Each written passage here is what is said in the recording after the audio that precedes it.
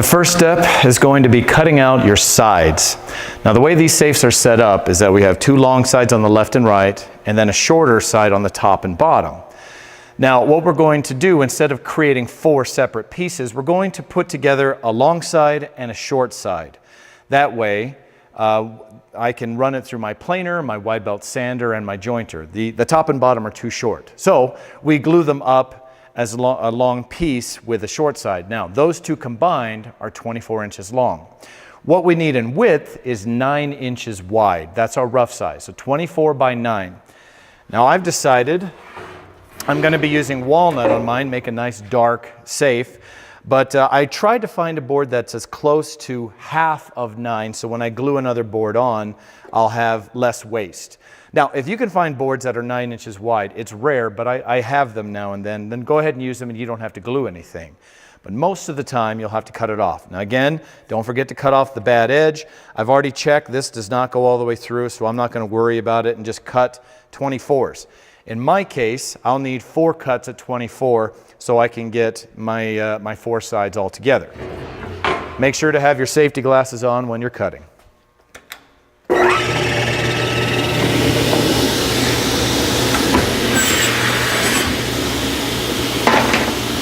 24 inches, make 4 cuts.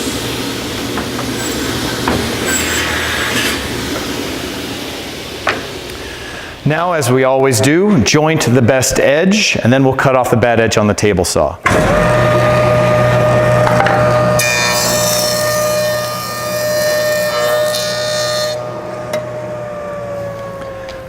Come over to the table saw, set it to 4.5, which is half of the 9 inches that I actually need. Now remember, 9 is already rough size. We're actually going to 8.5 when we're done. So 4.5 is oversized. So we'll do the 4.5 and cut all your pieces.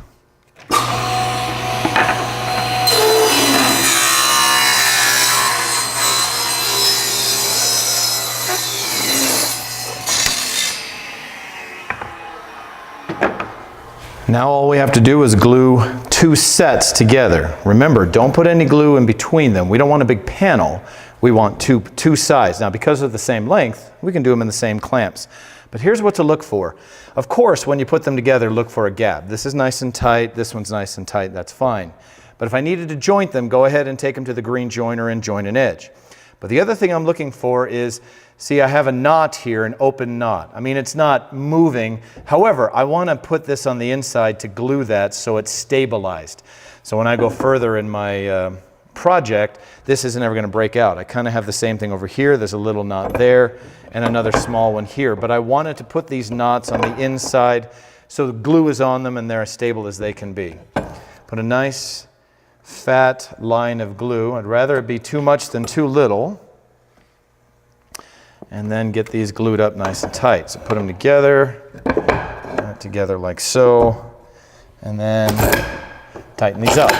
Now here's how you do it in this case. Line up the ends fairly close. They're a little extra long, but they should be close. And I'm just worried about getting these 2 flat. I don't care about the middle one in this case, since I'm not gluing it. So I see glue pop up. Don't come over here yet. You need to work your way across. So now it's time for the middle. So that's a bit off. That, by leaving this open, it leaves me the ability to move this up and down. So that one's good. And now I can worry about the far one. And if I need to pull that back, there we go. I can just hold that in place. I see a little glue squirting out. There's no reason to do this with your finger or scrape it off. Scrape it off after it's dry. It's a lot easier to do after it's dry. Let it sit. In the meantime, you can start making some other pieces.